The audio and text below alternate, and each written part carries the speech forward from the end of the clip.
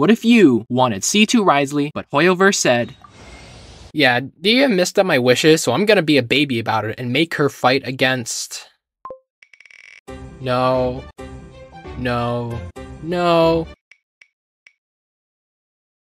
Yes, that one. The one I want. Scaramouche, the big, tall, really tough guy. That one. With 3 phases and a one-shot mechanic, we're making sure Dehya pays for it. Oh, and did I mention she's staying at level 1? Can you beat Scaramouche with a level 1 Dehya? Here's how it's gonna go down. The party entering the domain will consist of Dehya, and... oh, did I mention? Dehya. She's to stay at level 1 at all times, but any weapons and artifacts I give her are fair game. And no food. We're not boys, we're men. She has to defeat max level Scaramouche to be considered a win, but will it happen? Before we start, I just want to thank you all so much for supporting my first Genshin Challenge video. It got so many views, likes, and subs, and I really appreciate them all. Here's some of you viewers out there I want to highlight, and if you want to make it up here in the next video, be sure to like, comment, and sub to have a chance. I'll make sure not to do repeats. With the intro out of the way, let's get straight into the challenge. Get on the team, Dehya. You'll be the star of today's show. First, how in the world are we going to build her? Well, let's start with checking our talents. Oh, right. She'll have none. She needs to be ascended to even get her A1, but she needs to leave level 1 for that to happen, so she's not getting any passives. We're in big trouble already. Well, as we can give her a good weapon, now which one should we give? Oh, right. I was actually getting Cynom's weapon during his rerun, and I got hers first. Well, imagine that. A match made in heaven. That just leaves the artifacts, and boy, are there a lot of them. Should I go for Emblem to always have my burst? Maybe Gladiators for physical Dehya, or is a 2-piece the best option? In times like these, we need to pull out science.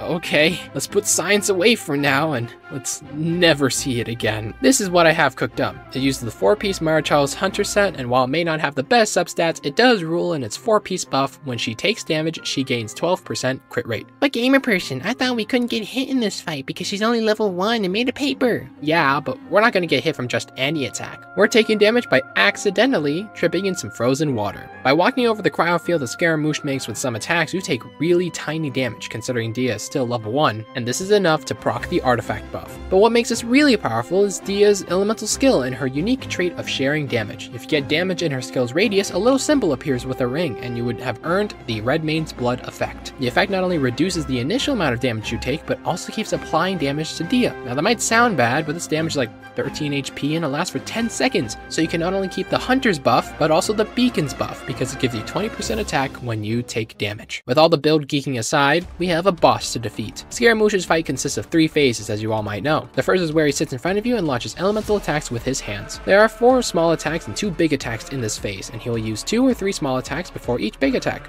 You can easily telegraph what attack is coming based on what he shouts. When he shouts, an onslaught of electro missiles bombard the left and right fields, then move towards the center. Make sure to run quickly to the back. Just 1 missile is enough to one-shot Dehya. After the bombardment, he will launch 2 huge electro bombs at your location, so stand near one pillar and then dash twice over to the other once you see the bombs form. When he says, he'll send out 3 animal tornadoes that turn into hydro hurricanes that can suck you in if you're too close. This is the attack I like the most, because as long as you stay near his body, you can get free hits without needing to dodge. However, watch out for the end of his attack. The hurricanes will hone in on your location, so move slightly to the left to dodge. I say move to the left and not to the right because if it's insignificant pest, depending on the side of the field you're standing in, he will slam down with his left or right hand, leaving a cryo or pyro field in its aftermath respectively. It is much better to have the cryo field because even if it does slow you down, the pyro field does a lot more damage, and with 7k health, that is a huge chunk of damage you want to avoid taking. There is one more small attack, and it just so happens to leave both a cryo and pyro field, and that is when he screams, he first sprays the field you're on with an element, then slams his fist on the other side with the other element. No matter which side he sprays or slams, always melt the pyro away, and this includes the insignificant pest attack if you get unlucky. All attacks leave behind these orbs you can pick up to activate the tiles on the floor. Insignificant pest and feeble human both leave a big one that fills the energy to full, while perish and churn leave smaller ones that you need to pick up too. It's best to always have your energy full going into the next attack, whether it's by saving up from the last attack or grabbing the orbs from the current one. The reason being is because of his big attacks. As I said before, he'll do 2 or 3 of the small attacks before he does a big attack, and he alternates between each big attack. The first one that's pretty easy is you can get some free damage as he's charging up his After that, you need to run over to the animal tile, activate it, and glide into the air to avoid the ground erupting with electro. You can run back as late as when he finishes his voice line with fall, and you can even get in some free plunging damage if you're spicy enough. The other big attack can either be really scary or really easy, and it's the If you can react to the purple aura forming around his body, or if you can predict this big attack is going to happen next, run over to the animal tile and activate it. You can sail over the entire attack for free. Plus, you can get huge plunging damage if you time it as his hand retracts behind the field border. However, if the churn sets you at the wrong spot, or if you can't activate the tile in time, you'll need to dodge manually, which is the scariest thing to do in his first phase. The lasers will one-shot you, so walk to the right, then dash left over each laser. You can tell the attack is nearing its end when the electro symbol at the end of the lasers grow in size, and when that happens, you can walk with the lasers instead of dashing through them. However, both of these attacks aren't made fair, for at my command you have enough time at the end to plunge, skill again, attack to proc more skill damage, move out, get married, have kids, and get back to the computer and finally grab the energy orb before he starts the next attack, but endless cycle only gives you microseconds to get everything done. As you can hear from the pain in my voice, I just want to say that this fight and its attempts took a long time. So if you enjoyed this challenge so far, please consider dropping a like, a sub, and ring that notification bell so you can stay updated on my next challenges. Also be sure to check out my Twitch at twitch.tv/GamerPerson06. Not only do I stream the footage used in this video, I play other fun games and challenges like Valorant and It Takes Two Solo. Come on down and join the GamerPerson Posse. I'll be ecstatic of your arrival. Anyway, the first phase will definitely take you the most time, so here's Toad's tips on not making this excruciatingly painful as possible. Number 1, don't die. Yeah, just don't. Number 2, activate the pyro field at times you have free energy. Even if it may get rid of the cryo field and lose your hunter set's passive, the 5 pyro particles it provides can help you get a burst as early as the next big attack, and you'll need as much damage in as possible. Number 3, make sure to make good use of her burst. Generally, you can unleash a burst when either A, it's right before his at my command big attack, or B, right after feeble human during turn, or while insignificant pest is slamming down. No! I forgot! You can jump out of it! No!